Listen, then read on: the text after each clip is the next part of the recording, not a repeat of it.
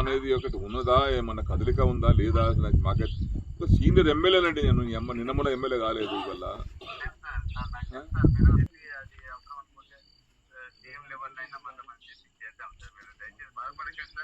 CM గారికి ఈరోజు చెప్పిన సీఎం గారికి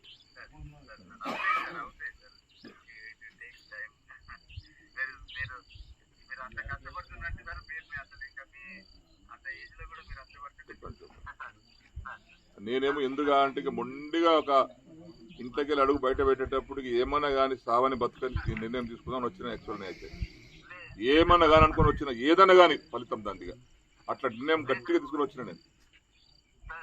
ఎన్నిసార్లు చేయాలండి చేస్తూ పూటలు లేపి మేము కొత్తసారి చూస్తున్నాను. నేను మంత్రి చేసిన 20 ఏళ్ళు ఈ అమ్మ ఇట్లా ఫోన్ చేస్తే లేపుతుంటే రాత్రి 2 గంటలు లేపుతుంటే ఫోన్ నేను.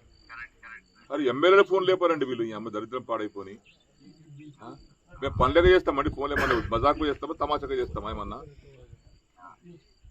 అందరిలా కూడా కాదు కదా. నేను నాకేమో స్వార్థం కోసం నాకు ఆ పైరు చేయి ఈ పైరు చేయి నాకు అదని చెప్తాం కాదు కదా. ప్రజల కోసం ఫోన్ చేస్తాను నేను. ఇక మాలాంటి వాళ్ళకు కూడా రెస్పాన్స్ లేకపోతే ఎందుకండి ఇంకా ఈ రాజకీయం పాడైపోయింది, దళిత రాజకీయం. కూడా చంపుతా వస్తాం బతుతాం ఏముంది అంతకన్నా మీకు ఒకనాడు వచ్చినా కూడా వస్తాం.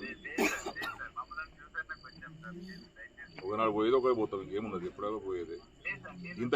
ఇట్లాంటి ప్రభుత్వంలో ఇట్లాంటి పరిస్థితుల్లో మా ఫోన్ లేకపోతే ఎవరు చెప్పుకోవాలి శ్రీ గారు? మేము ఎవరితో మాట్లాడాలి? మేము వాళ్ళ మొక్కన పోయి సంగతి అమ్మ ఈ వయసులో పోయి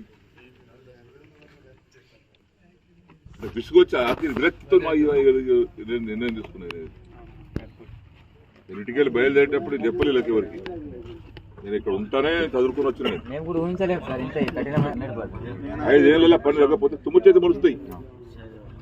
ఇక తర్వాత ఎవడు దాన్ని పట్టించుకోడు, ఎవడు కాదు అది.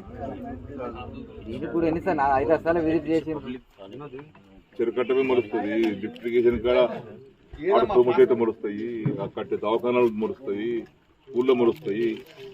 ఇవన్నీ ఇప్పుడు కోనాపూర్ అటు బంద్ పీకి అయిపోయాయి. 12 కోట్లు శాంక్షన్ అయింది బాబు. వాడు చేసి 4 కోట్లు బిల్లు రావాలి. అడిగి బేజారు అయిపోయి వాడికి మనం కూడా వెళ్ళిపోయాడు అతనికి. ఇట్లా ఉంటుందండి.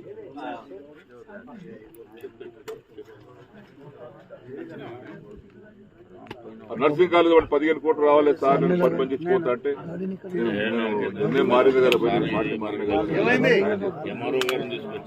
నేను టెండర్ ప్లాన్ చేసుకుంటాను. వాడిని బతుకులాడుకో నీకు ఎదుగురా, నేను ఇవన్నీ నిర్ణయం మారింది కదా, అది నేను ఉంటా కదా ఏం పడంటే వాడు సారీ రూపాయి లేదు.